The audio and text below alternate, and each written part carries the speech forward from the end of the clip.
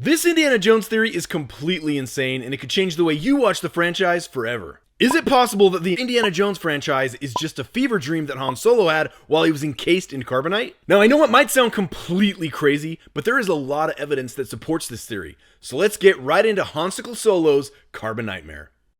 In the Star Wars saga, we first meet Han Solo in a bar through Obi-Wan Kenobi. And in his first adventure, we meet Indiana Jones at a club called Obi-Wan. Now, even though Temple of Doom is the second movie in the franchise, it is Indiana Jones' first adventure chronologically. So Jones and Solo have very similar introductions in their sagas. Also, consider that Dr. Jones' sidekick in Temple of Doom has the nickname Short Round, which is the exact opposite of the attributes that describe Han Solo's sidekick, Chewbacca, who is tall and thin. Additionally, Solo spent his early life as an orphan on the planet Corellia and was held against his will to serve the evil crime boss, Lady Proxima. So it comes as no surprise that in this Dr. Jones dream, he feels the need to save the children who were taken from the Mayapur village against their will to serve the evil cult leader, Mola Ram. The Mayapur village also tasked Dr. Jones with recovering one of 3 mystical Sankara stones that had been taken by the Thuggee cult. Those same stones appear on a shelf in Luthen Rael's antiquity shop as seen in the Disney Plus series Andor. Now, even though we don't have any visual proof that Han Solo ever had possession of those stones, it is likely that Solo came across them or knew about them at some point during his time as a smuggler, thus explaining their appearance in Han's dream. Then at one point, Indy and Short Round find themselves inside a room with collapsing walls that can only be stopped by someone that is outside of the room. It sounds a lot like Solo and Chewie's experience in the Death Star's trash compactor. In both cases, they make it out alive. And many of Han Solo's traits also show up in his Indiana Jones dream world. We see him get overconfident in his abilities when chasing stormtroopers down a Death Star corridor, only to turn around and flee after running into a large group. The exact same thing happens to Indiana Jones when he tries to take on the Thuggee cult.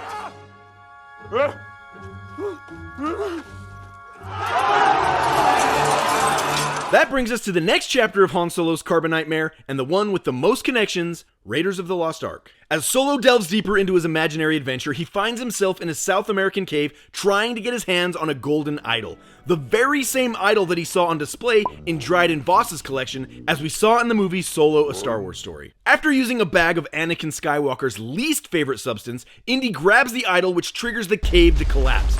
Possibly a subconscious reference to this moment. The cave is collapsing! No cave. What? And as Indiana Jones makes his way to the cave entrance, he finds himself being run down by a giant gray boulder, which also happens to be the same shape and color as the Empire's Death Star. Now this could be a visual representation of how close the Rebel Alliance came to being destroyed by the Death Star, or possibly this is a moment of prophetic revelation in Han's dream, predicting the moment in The Force Awakens when Solo is chased down the hallway by a raging Rathtar. After barely escaping the cave, Indy finds himself running down a hill towards his plane as tribesmen try to hit him with blow darts and spears. This sequence is almost identical to Han's escape from Mos Eisley, when stormtroopers unleash a barrage of blaster fire as Han and company run to the Millennium Falcon. And that might also explain the number on the side of Dr. Jones' escape plane, OB-CPO, which is a combination of Obi-Wan Kenobi and C-3PO, 2 of the characters that Han helped evacuate from Tatooine. One very important thing to note here, as the plane starts its engine, we hear the exact same sound made when the Millennium Falcon's hyperdrive fails. Watch this. Once airborne, we learn for the very first time about Jones's fear of long, slender reptiles. I hate snakes, Chuck! I hate them! This could easily be explained by Han Solo's previous history with a certain long, slender, and very snake-like crime lord, Lady Proxima, or his many dealings and ultimate imprisonment by Jabba the Hutt, who in many ways looks like a plump and fleshy snake himself. Or it could simply be Han's near-death experience with the Exogorth or Space Slug as we saw in The Empire Strikes Back. Once safely back at the university, Dr. Jones is approached by 2 agents who need his help in tracking down the Ark of the Covenant. If you look closely, one of these men looks very familiar. That's because he fought with the Rebel Alliance during the Battle of Yavin. And those closest to him knew him as Jek-Tano Porkins. Porkins was one of the first X-Wings pilots to be shot down during the attack on the first Death Star.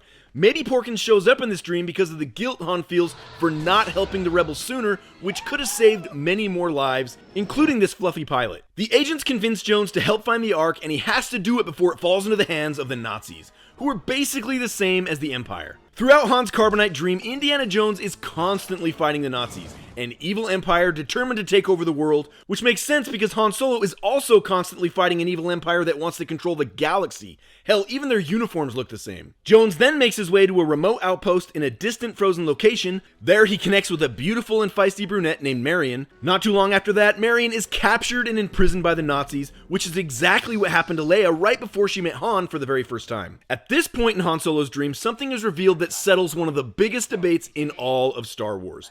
Who shot first, Han or Greedo? While Indiana Jones is searching the streets of Egypt for Marion, he finds himself cornered by a large, intimidating foe, much like how he was cornered by Greedo in the cantina. And do I even have to explain what happens next? We all know Han shot first. Eventually, Solo's dream brings Indiana Jones to the Well of Souls where the Ark of the Covenant is hiding. Among the hieroglyphs are images of C-3PO and R2-D2, visual reminders of his life outside of his Carbonite prison. Jones finds the Ark, the glowing gold artifact is then stolen by the Nazis, their heads explode, and the good guys get the Ark back and put it into deep storage. One might wonder what inspired Solo to come up with something like the Ark of the Covenant in his dream. Well, the answer might be as simple as he has seen it. Maybe during his time as a smuggler or during a visit to Black Spire Outpost on the planet Batuu. The Ark we see in Indiana Jones' dream is currently being held at Doc Ondar's Den of Antiquities. That's right, if you visit Disneyland's Galaxy's Edge, you can see the Ark with your very own eyes. As Han's dream moves into his last crusade adventure, he begins with a flashback to his earlier life. We all know about young Han Solo's failed coaxium heist on Vandor, and that might explain the circus train sequence in his Carbonite dream. And then there's that time young Han joined the Empire. Right before he enlisted, he watched a recruitment video that was playing a certain tune. Bring order and unity to the galaxy. Be a part of something. Join the Empire. That very same tune can be heard in his dream during his meeting with Donovan. Long in a moment, dear.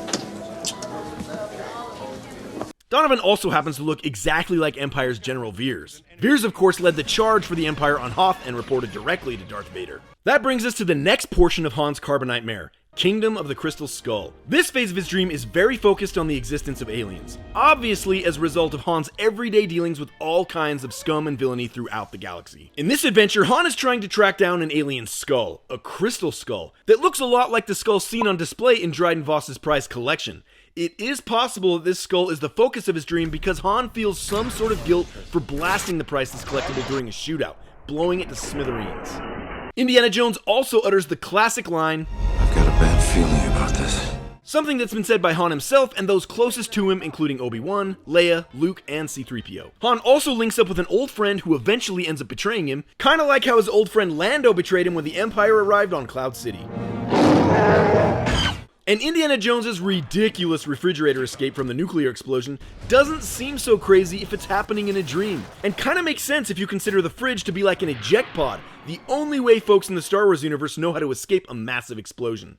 Eventually, Han is reunited with his dream girl Marion, who is a subconscious representation of Leia, and he finds out that they have a son together. Something that will eventually come true for Han and Leia long after he comes out of the Carbonite. Call it a prophetic revelation, perhaps. And after finding the skull, Han and his group of treasure hunters then make their way to the mysterious Temple of the Crystal Skull, which also happens to look an awful lot like the Rebel base on Yavin 4. Well, there you have it. That's all the evidence I have that the Indiana Jones franchise is just Han Solo's Carbonite dream. On the surface, it might sound like a bit of a reach, but when you start connecting all the dots, shared locations, characters, and artifacts, it's very hard to ignore that so much of the Star Wars universe is in Indiana Jones's world. And whether you believe it or not, this theory undoubtedly adds intriguing twists to the stories of Han Solo and Indiana Jones. So the next time you embark on one of their adventures, keep this theory in mind because you never know what other connections could be waiting to be discovered.